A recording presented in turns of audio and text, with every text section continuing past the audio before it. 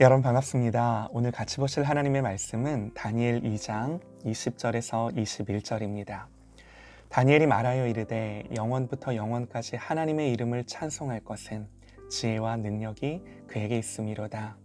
그는 때와 계절을 바꾸시며 왕들을 패하시고 왕들을 세우시며 지혜자에게 지혜를 주시고 총명한 자에게 지식을 주시는도다.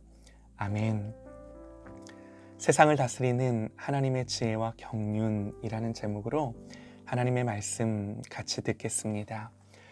출애굽기를 보면요, 모세의 장인 이드로가 모세의 가족들을 데리고 모세를 찾아옵니다.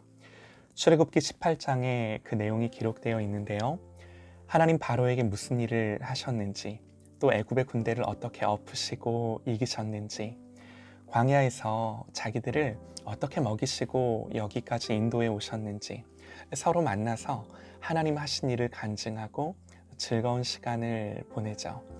그런데 그 이튿날 이드로는 깜짝 놀랍니다. 모세는 하루 종일 앉아있고 백성들은 아침부터 저녁까지 하루 종일 모세를 찾아오는 거예요. 말씀을 보면 이튿날 모세가 백성을 재판하느라고 앉아있고 백성은 아침부터 저녁까지 모세 곁에 서 있는지라. 모세의 장인이 모세가 백성에게 행하는 모든 일을 보고 이르되 내가 이 백성에게 행하는 일이 어찌 됨이냐. 어찌하여 내가 홀로 앉아있고 백성은 아침부터 저녁까지 내 곁에 서 있느냐. 모세가 그의 장인에게 대답하되 백성이 하나님께 물으려고 내게로 옴이라. 그들이 일이 있으면 내게로 오나니 내가 그 양쪽을 재판하여 하나님의 율례와 법도를 알게 하나이다. 모세의 장인이 그에게 이르되 내가 하는 것이 옳지 못하도다. 너와 또 너와 함께한 이 백성이 필경 기력이 쇠하리니 이 일이 내게 너무 중함이라. 내가 혼자 할 수 없으리라. 그러면 이제 이드로가 방법을 가르쳐줘야죠. 이드로가 방법을 가르쳐줘요. 이렇게 말씀합니다. 너는 또 온 백성 가운데서 능력 있는 사람들, 곧 하나님을 두려워하며 진실하며 불의한 이익을 미워하는 자를 살펴서, 그런 자들이 누군지 잘 살펴서 백성 위에 세워 천부장과 백부장과 50부장과 10부장을 삼아 그들이 때를 따라 백성을 재판하게 하라. 큰 일은 모두 내게 가져갈 것이요 작은 일은 모두 그들이 스스로 재판할 것이니 그리하면 그들이 너와 함께 담당할 것인즉 일이 내게 쉬우리라. 어떤 방법인가요? 사람을 세우고 그들에게 권위를 위임하여 재판하게 하고 어떤 의사를 결정하게 하고 백성을 가르치게 하죠. 하나님이 이스라엘 백성들을 통치하고 다스리실 때 모세에게도 그렇지만 이스라엘의 또 다른 지도자들에게도 그들의 분량만큼 권위를 위임하셔서 그들로 그 일을 하게 하세요. 여기서 우리는 중요한 원리를 하나 보게 되는데요. 이 시대도 마찬가지입니다. 보편 세계 역사를 이끌어 가시는 하나님이 어떻게 세상을 경영하시고 통치하시는가? 그냥 세상 역사는 하나님 손 놓고 계시는가? 성경은 절대로 그렇게 말하지 않습니다. 이 땅에 국가를 세우시고 국가의 통치자들에게 다스리는 권한을 위임하셔서 그들을 통해 하나님의 정의와 자비와 보편 가치들을 실현해 가시는 줄 믿습니다. 하나님 그렇게 하세요. 오늘 말씀에 분명히 하나님 왕들을 패하기도 하시고 왕들을 세우기도 하신다 말씀합니다. 물론 세우신 통치자들이 하나님의 뜻을 받들지 않고 자신의 욕망을 따라 권력을 휘두름으로 나라와 민족과 백성들과 주변 이웃 나라들까지 불행해지는 것을 우리는 역사와 시대 속에서 봅니다. 저는 이 시간 다른 말씀을 드리고자 함이 아니라 오늘 다니엘서의 말씀 그대로 하나님이 왕을 세우기도 하시고 패하기도 하십니다. 하나님께만 모든 주권과 통치가 있는 줄 믿습니다. 모든 통치와 권세가 말씀 그대로 하나님으로부터 오는 것임을 믿습니다. 그런데 여러분, 그렇다고 이 말이요, 모든 세상의 통치자와 권세자가 다 하나님 뜻에 부합된다 이렇게 말씀드리는 건 절대로 아닙니다. 때로는요, 타락하고 무능하고 죄로 인해 하나님의 뜻을 구현하지 못하죠. 무슨 말이냐면요, 통치할 수 있는 권한과 권세는요, 분명히 하나님으로부터 온 거예요. 예를 들면 부모의 권위 누가 주셨나요? 하나님 주신 거죠. 다른 권위도 마찬가지죠. 작게는 한 회사를 경영할 수 있는 그 자리와 권위 누가 주신 거죠? 내가 잘나서 그 자리에 올라갔지. 여러분, 이건 성경의 사고와 생각이 아닙니다. 하물며 한 국가의 대통령이겠습니까? 그런데 하나님이 주셨음에도 인간이 타락하여 위로부터 주신 그 위임받은 권세를 잘못 사용하는 거예요. 그러니까 권세와 통치는 하나님으로부터 오는 것이지만 그 권세와 통치를 맡은 자들이 하나님을 경외하지 않고 두려워하지 않는 거죠. 그러한 예는요, 얼마든지 우리 역사 속에서, 우리의 시대 속에서 찾아볼 수 있습니다. 자, 그런데 우리가 보고자 하는 것은 그러한 인간의 죄와 타락에도 불구하고요, 하나님의 섭리와 경륜을 벗어날 수 없습니다. 오늘 무슨 말씀을 나누고자 하는가? 이제 오늘 대선이 치러지는데요, 우리 크리스천들이 이런 통찰력이 있었으면 좋겠어요. 보세요, 여러분. 사사의 시대였어요. 이 사사의 시대의 특징을 우리는 잘 알고 있습니다. 그때 이스라엘의 왕이 없으므로 사람이 각기 자기의 소견에 옳은 대로 행하였더라. 영적으로는 물론이고 시대적으로도 너무나 타락하여 하나님의 공의와 정의를 찾아볼 수 없는 시대였다 성경은 묘사합니다. 물론 사사들이 있었지만 더 중요한 건요, 하나님이 왕 되시지 못한 시대, 그래서 자기가 자기의 왕이 되어 살던 시대였어요. 자, 그런데 이런 이 시대의 막을 내리고 새로운 시대를 열었던 하나님의 사람이 누구였는가? 하나님이 쓰셨던 그 역사의 도구가 누구였는가? 누구였죠? 다윗입니다. 다윗이 이 사사의 시대를 마감하고 다시금 이스라엘 나라를 하나님을 향하여 회복하는데, 사무엘하 5장을 보면요, 다윗이 모든 이스라엘 지파의 왕으로 등극을 하는 장면이 나오는데요, 이스라엘 모든 지파가 헤브론에 이르러 다윗에게 나와 이르되, 보소서 우리는 왕의 한 골육이니이다.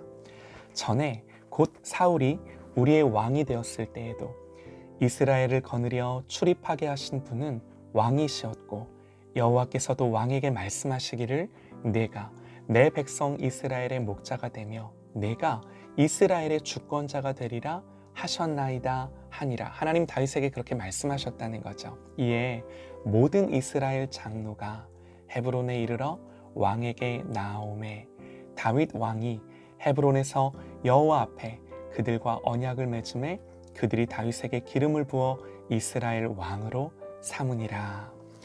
다윗이 온 이스라엘 왕으로 대관식을 치르는 장면이에요.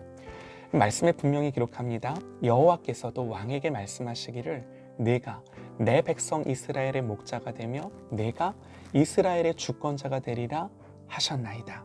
사무엘을 통해 다윗에게 기름 부으신 분이 하나님이세요. 다윗은 그렇게 왕이 되어 하나님 믿는 신앙을 회복하고 평생의 과업인 성전을 짓는 일을 합니다. 그런데 하나님 허락지 않으시죠? 그러나 그 모든 성전 짓는 일들을 다윗이 다 준비합니다. 하나님은 그런 다윗에게 말씀하시죠. 다윗 언약을 통해, 다윗의 씨를 통해 영원한 나라 예수 그리스도를 통한 하나님의 나라를 세우시겠다 약속하세요. 그런데 여러분, 하나님이 다윗만을 사용하셨을까요? 오늘 말씀의 배경을 보면요, 이 다니엘이 살던 때 느부갓네살 왕의 시대였어요. 느부갓네살 왕, 바벨론의 왕입니다. 이방 왕입니다. 이 느부갓네살이 어느 날 꿈을 꾸고 번민합니다. 그래서 그 꿈을 해석할 자를 찾는데 아무도 못하는 거예요. 이때 하나님이 다니엘에게 이 꿈의 해석을 보이십니다. 그리고 다니엘 해석을 보고 난 뒤 다니엘의 고백이 오늘 말씀이에요. 다시 한번 읽어드리겠습니다. 다니엘이 말하여 이르되 영원부터 영원까지 하나님의 이름을 찬송할 것은 지혜와 능력이 그에게만 있음이로다. 그는 때와 계절을 바꾸시며 왕들을 패하시고 왕들을 세우시며 지혜자에게 지혜를 주시고 총명한 자에게 지식을 주시는도다. 느부갓네살이 꿈을 꾸는데 여러분 그 꿈이 뭔지 아시죠? 꿈에서요 커다란 신상을 봅니다.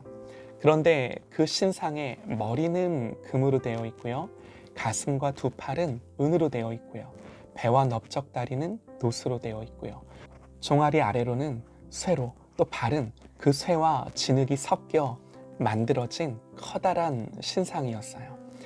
그런데 갑자기 손대지 아니한 돌이 나와서 그 신상을 전부 부서뜨리고 무너뜨리는 그런 꿈이었어요. 4개의 각기 다른 재질로 만들어진 신상이에요. 다니엘이 이 꿈을 해석합니다. 이 신상은 앞으로 일어날 4나라를 의미합니다. 그러나 그 나라들은 영원하지 못하고 손대지 아니한 돌이 그 모든 나라들을 무너뜨리고 영원히 설 것입니다. 다니엘서 2장 45절을 보면요, 손대지 아니한 돌이 산에서 나와서 쇠와 놋과 진흙과 은과 금을 부서뜨린 것을 왕께서 보신 것은 크신 하나님이 장래일을 왕께 알게 하신 것이라. 이 꿈은 참되고 이 해석은 확실하니이다 하니. 여러분 실제 역사적으로요, 바벨론 이후에 바벨론을 포함해서 4개의 제국이 흥망성쇠를 거듭하죠. 바벨론, 그 다음 어떤 제국이 일어나죠? 성경을 보면 바사 그렇게 되어 있는데 페르시아예요. 바벨론 다음에 페르시아, 그 다음은요 알렉산더의 헬라 제국, 그리고 그 다음이요 로마 제국, 그리고 예수 그리스도가 그 시대 가운데 태어나셔서 하나님 나라가 시작이 되죠. 이 꿈이 그대로 역사 속에서 성취됩니다. 이스라엘은 느부갓네살 왕 때 포로가 되어 바벨론으로 끌려갑니다. 그리고 고레스 왕 때 다시 이스라엘로 돌아와 예루살렘을 재건하고 성전을 다시 짓죠.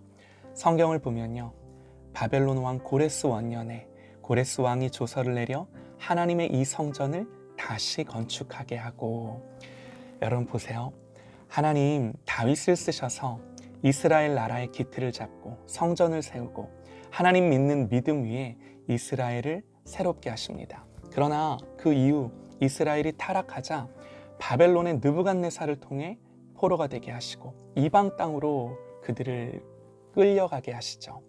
그런데 하나님 다시 고레스 왕을 통해 그들을 고향으로 돌아가게 하시고 예루살렘을 재건하고 성전을 다시 짓게 하세요. 이 모든 하나님이 통치하고 다스리는 역사적인 사실을 통해 우리가 분명히 고백할 수 있는 고백은요, 다윗도 느부갓네살도 고레스도 하나님의 주권과 통치 아래 그 권세를 위임받은 자들일 뿐 결국에는 하나님의 모든 뜻과 통치가 이 땅 가운데 풀어지는 거죠. 이제 오늘이 대한민국 대통령을 뽑는 날인데요, 그러니 아무나 뽑자 이런 게 아니라 우리가 봐야 하는 중요한 것은 이 왕들이 세워지고 패해지고 하는 그 모든 역사의 한복판에, 그 역사의 한복판에 이 하나님의 경륜과 통치를 바라보며 예루살렘을 향하여 창을 열고 하루 3번씩 기도했던 다니엘이 있었음을 우리가 봐야 하는 거죠. 제가 다른 말씀을 드리고자 하는 것이 아니라 오늘 말씀처럼 다니엘이 말하여 이르되 영원부터 영원까지 하나님의 이름을 찬송할 것은 모든 지혜와 능력이 그에게만 있음이로다.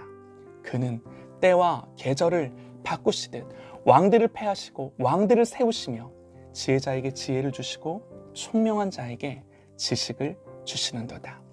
지혜자에게 지혜를 주시고 총명한 자에게 지식을 주시는데, 오늘 우리 크리스찬들이 지혜자가 되어 총명한 자가 되어 하나님의 지혜와 지식을 받아 분별하고 국민의 권한을 위임받은 위정자들을 위해 간절히 기도하고 어떤 정치 이데올로기보다 복음에 더 뛰어난 하나님의 교회, 이 나라의 성도들이 되기를 간절히 소망합니다. 이 세상 나라보다 더 높은 하나님의 나라를 생각하며 바라보는 성도들, 교회는요, 이게 돼야 돼요. 교회는 여기에 더 집중해야 돼요. 여러분 생각해 보세요. 다니엘이 바벨론 한복판을 살면서도 담대하고 의연했던 이유가 무엇입니까? 다른 것이 아니라 하나님의 통치와 경륜을 보는 거죠. 진짜 주권자가 누구인지를 아는 거죠. 다른 것보다 우리가 깨어 기도하고 분별력을 갖고 세상 나라 위에 하나님 나라를 꿈꾸는 저와 여러분 되시기를 간절히 소망합니다. 우리 각자가 세상 정치에 무관심해서도 안 되지만 너무 과하게 몰입하지도 않았으면 좋겠어요. 세상 나라보다 더 큰 하나님 나라를 사는 저와 여러분 되시기를 간절히 소망합니다.